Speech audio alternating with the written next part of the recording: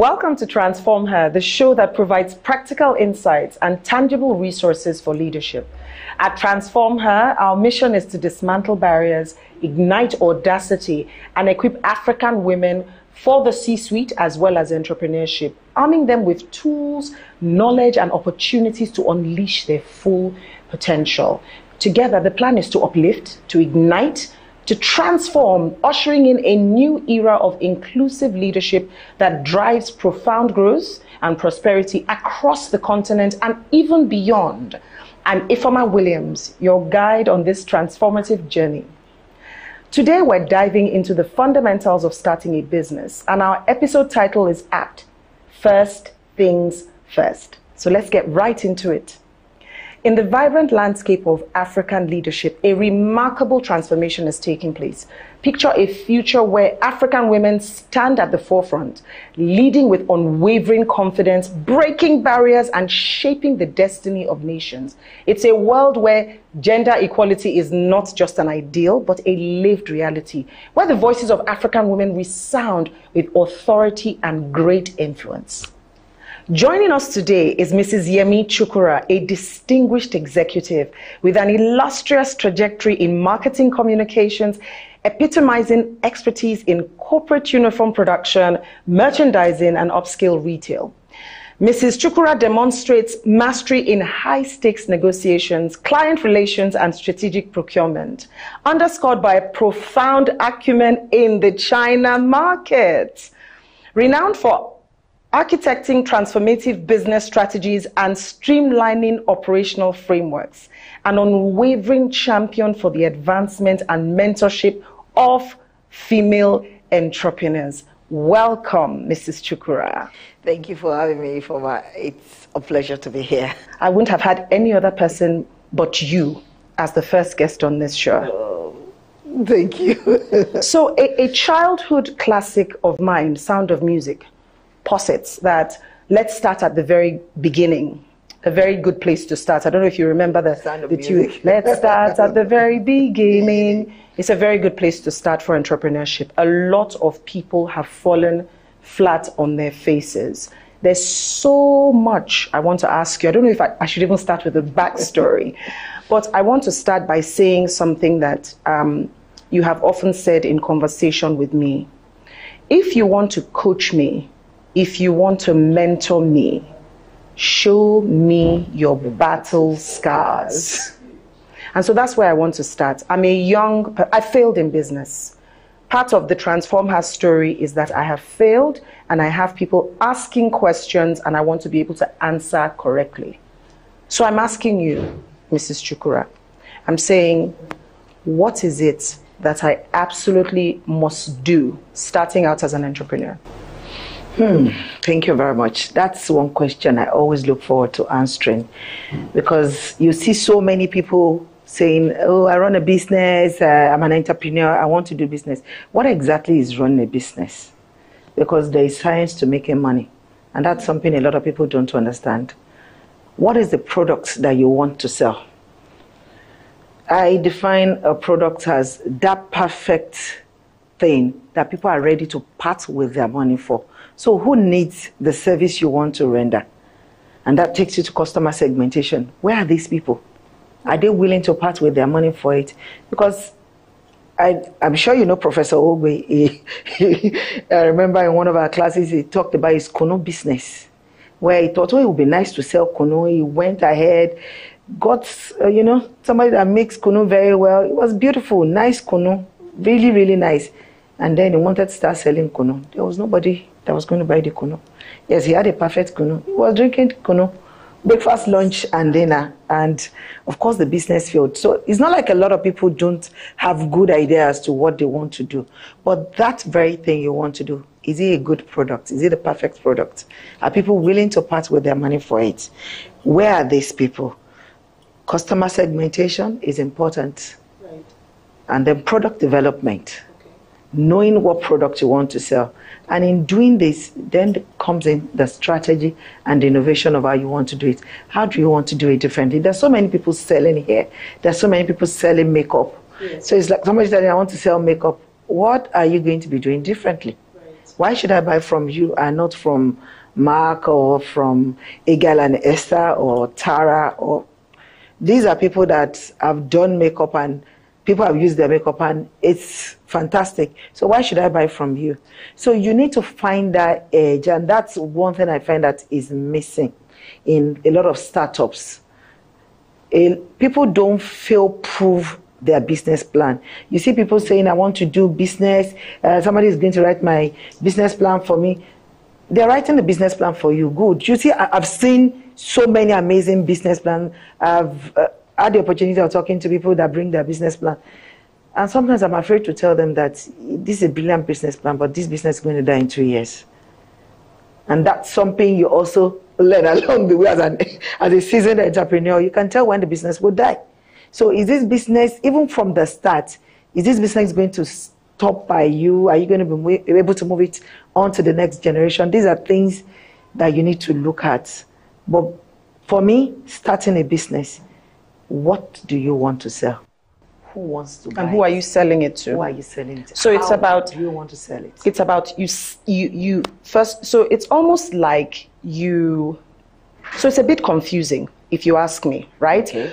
Because I need to understand what my product is, and then the next thing is market segmentation. Who am I selling to? But then you mentioned something. You spoke about fail-proof. So the question I want to ask now, and that's a very, very, shall I say, popular area in businesses failing. I've tested the markets, right? I've segmented the markets. I know what my product is, and I believe it is going to add value. But you spoke about fail-proof. 2 questions in one. One is, how do you fail-proof? The other one is, you spoke about business plans that are not implementable. So let's start with fail-proof. Okay, so let's say, for example, one of the things I do, because I'm a serial entrepreneur, is that I make uniforms. So I've decided that I want to sell uniforms. And I've asked a few people, do you want, I've made, let's say, samples, I've shown them, do you like this uniform? And they've subscribed to buy from me. And then I start this uniform. You find out that a lot of people, because doing uniform for schools like the uniform, I stay on that line. I'm not evolving. So there is a place of innovation. Right. And asking people, okay, I've done this, do you like this? Thinking ahead of what you currently have. And of course, when you start business, you've done some research, like everybody else. I'm selling. They're comfortable. Because our business is moving. But that's where the business starts to fail from. Right. Because you are not looking at what's the competition bringing into the market. People say, I'm doing my SWOT analysis. Forget SWOT analysis. Business is you against yourself. First of all, it's not even just about the competition. You see some people putting all their energy in, hey, this is what the competition is bringing. If you have a niche business, if there's one product that you do right, that you know everybody will want to buy from you, and you reinforce that business alone can keep you afloat until you're able to diversify into other areas or develop other products even in that business. But people don't, especially in Nigeria, that's one thing I find out. And then the attitude to business. It's not just that I have a good product. Your people, your team, you as the business leader, what are your guiding principles? What values do your business live by? There are some people that they have amazing products. I'm not going to patronize them because I don't like the attitude of the business owner. So a lot of elements comes into you owning and developing and building a brand. Before you can call yourself a brand, you see everybody saying, I have a brand. No, a lot of people don't have a brand. They just have a hustle. There is a difference between hustling and running a business. So you are running a business, your uncle knows somebody there, they are giving you this job. How do you test your business or your brand that you are accepted in the market? Your business, outside of my influence or who I know, is my product accepted? If I remove my person from my business, will my business stand? Right. So what you just spoken about, to my mind, sounds like innovation. Innovation, strategy, right, and then having a value proposition.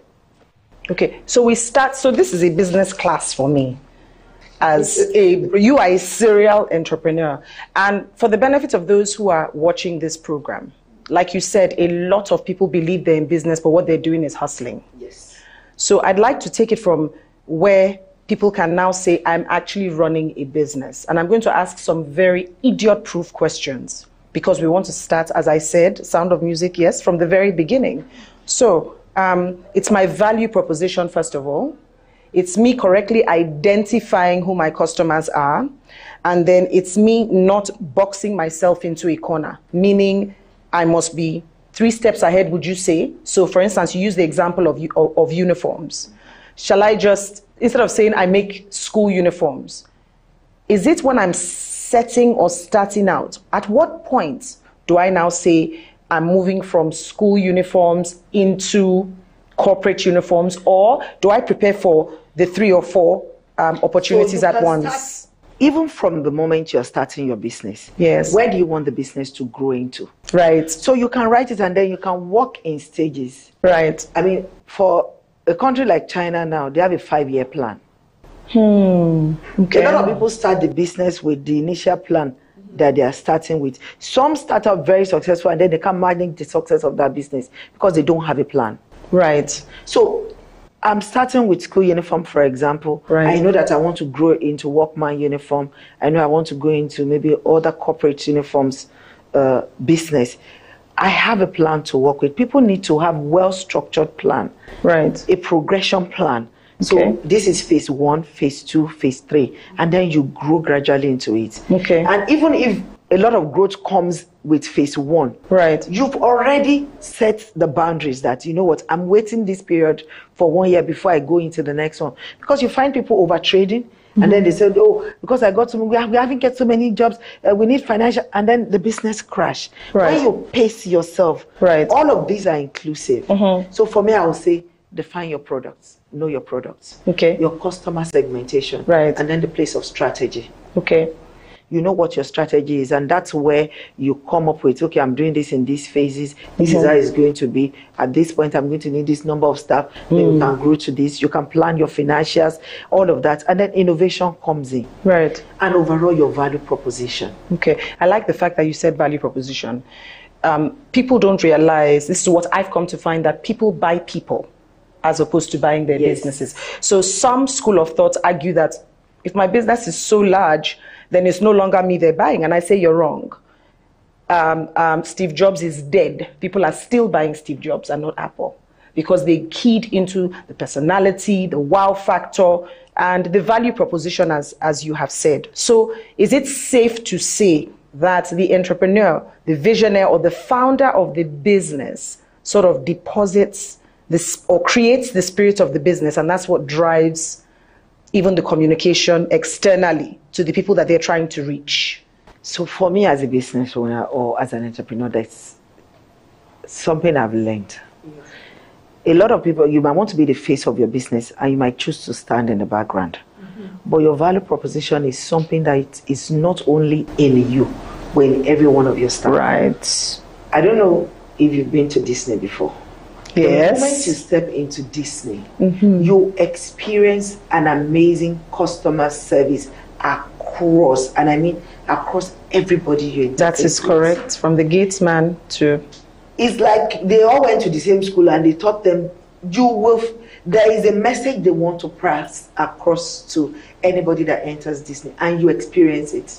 What do people experience when they come in contact with your brand? If they come in contact with me and they're like, she's a fantastic person, and my customer service person is a horrible person, what happens? And there is a pandemic in Nigeria, is really bad. Anyhowness, that's what I call it. The anyhowness of Nigerian business. So we don't have set values on how we want to deliver service. Service delivery in Nigeria is very, very poor. You pick up the phone, your customer is complaining, you see people talking anyhow to them, as in, and then their madam comes and they sit up. No.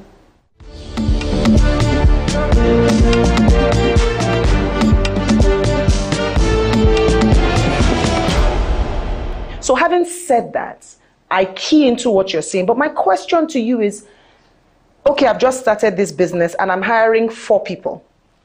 And I know my values. And I know the values I want to inculcate or I want people to imbibe. How do I get people to imbibe? How do I pass on those values? How do I teach values? So first thing I'll say to you, yes, train your people. I remember my boss said something to me. She said, I'd rather take someone that is not well skilled and has a teachable spirit than somebody that has all the skills in the world, because I can train them on the skill I want them to exhibit. And that's something I work with. It's not about whether you finish with a first class or anything. If you don't have a teachable spirit, I don't want you in my business. Even if it is a nail salon, if it is just a hairdressing salon, whatever, whether big or small, I'm selling wig or whatever, you should have a language. When people come in contact with your business, what do they hear? How do they feel? These are things you need to determine back end. There is a first generation bank in Nigeria, I mean, big bank, a lot of people bank with them. When I started my business, I was excited about owning an account there. You know, I also want to say, oh, I have account in so bank. But I remember the customer service person I met. Her face was blank.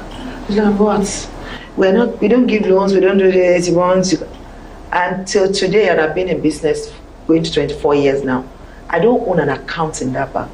The first contact I had with that bank ruined it forever. Made me felt small. Right. Belittled my dream. Wow. As an entrepreneur, and I can't be where I am today and now take the proceeds of that same business you look down on to that kind of a bank. How many people have lost customers in their businesses like that? Because of that, right? So that's for me. Just puts what I'm trying to say in a nutshell. About ensuring. And this is a bank that has a lot of amazing value proposition. I hear other people say, oh, they're like this, they're like this. But for me, in their person that I met, that was the end. I didn't say it. I didn't hear it. Wow. And it's difficult for me to believe now. So there's always so much to share and glean from you. I have 2 final questions. The first is, I know your very interesting story of how you came to Lagos from Ibadan with 21,000 naira, and today, to the glory of God, you are a billionaire, but I won't say which currency in. I just want you to share this story very, very succinctly. One thing I would say to anybody that wants to start a business, some people would say that some people have business in their blood or is learned. I want to say to people, enter the room unafraid and fill up the space. Wow. If you don't believe in yourself, your dream, and what you stand for, nobody is going to buy into it. Yes, so many people can empower you, but you need to learn to empower yourself. Your dreams are valid. X amount, right? How did you multiply thousands into millions, into hundreds of millions, and then billions? What did you do with your seed money? So, starting a business, for me, it was crazy. It was a spontaneous thing. I just said, oh, you know what, I can do this. Yes, I've been thinking about it. Okay, I want to do this. Because the company where I worked, we had to order uniforms from UK. And we're all excited about the uniforms coming in. And when the uniforms came, I was like, I can do better than this. And I remember my colleagues laughing and saying, you can do it. I said, yes, I can do better than this. My mom had a sewing business. Wow. Back in Ibadan. So I thought to myself, I can do better than this. And that's where it started from. I remember that my first cutting table was my dining table. So you started production yourself? I started with one tailor in my sitting room. And that's today you have a factory? Yes, I do. So what's your capacity, your production capacity? We have like contract staff, like 100 contract staff, and my main staff are like 30. Wow. So how many pieces do you produce in one day? In one day, on a slow day, we can do like 2,000. Please follow us on all of our social and digital media handles. Remember, it's interactive. You can get more information and listen to our podcast and all of it.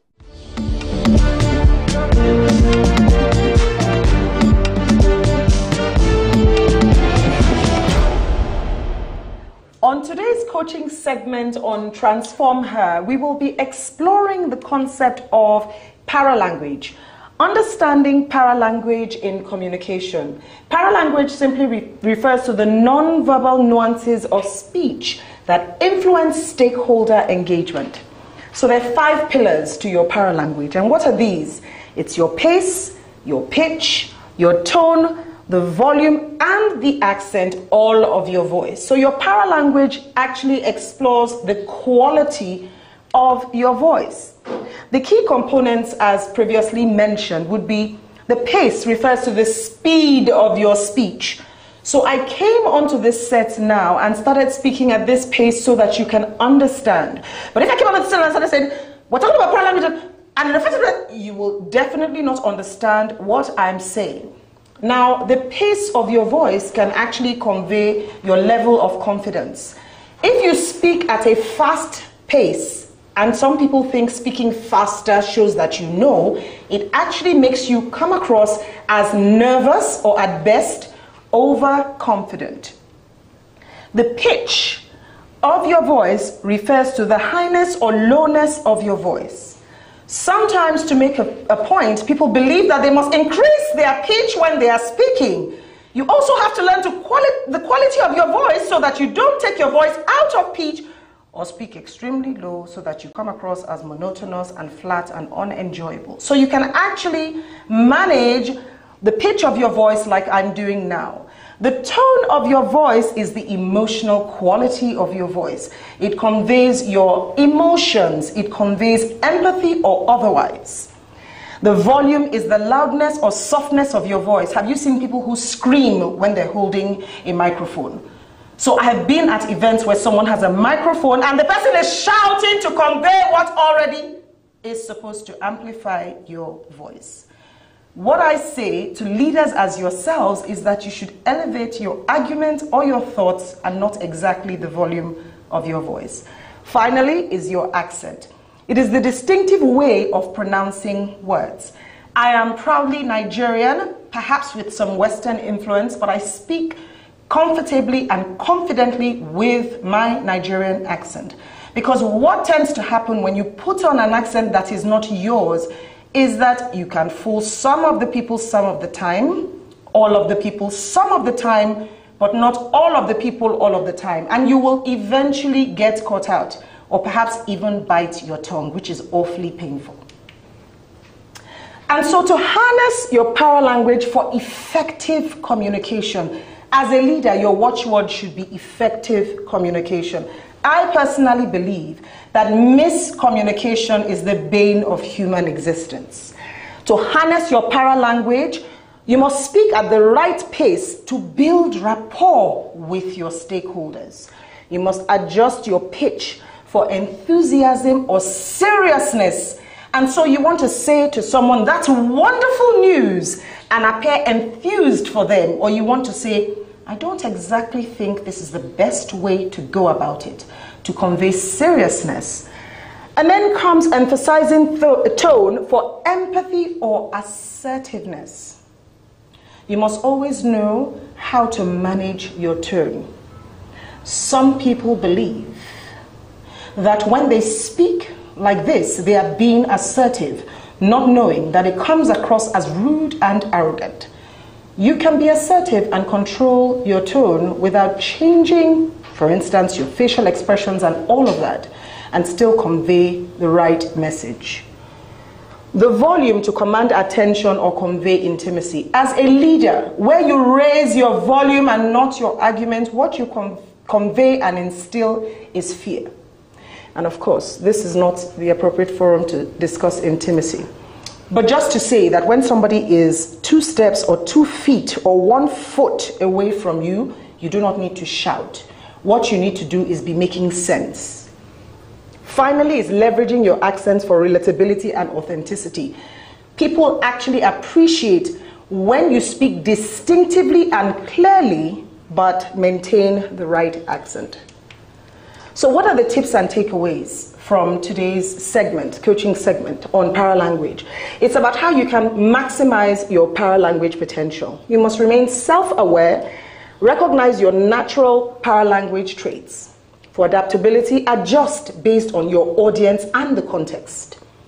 You must practice, so engage in active listening. Most of us have phones that can record our voices. Record your voice and play back to yourself to see the quality of your voice. And these 5 things make up the quality of your voice. Continued learning. Life really is about learning, unlearning, and relearning. Until next time, I hope I've taught you one thing or two about your paralanguage. But remember, it is never about what you say, but how you say it.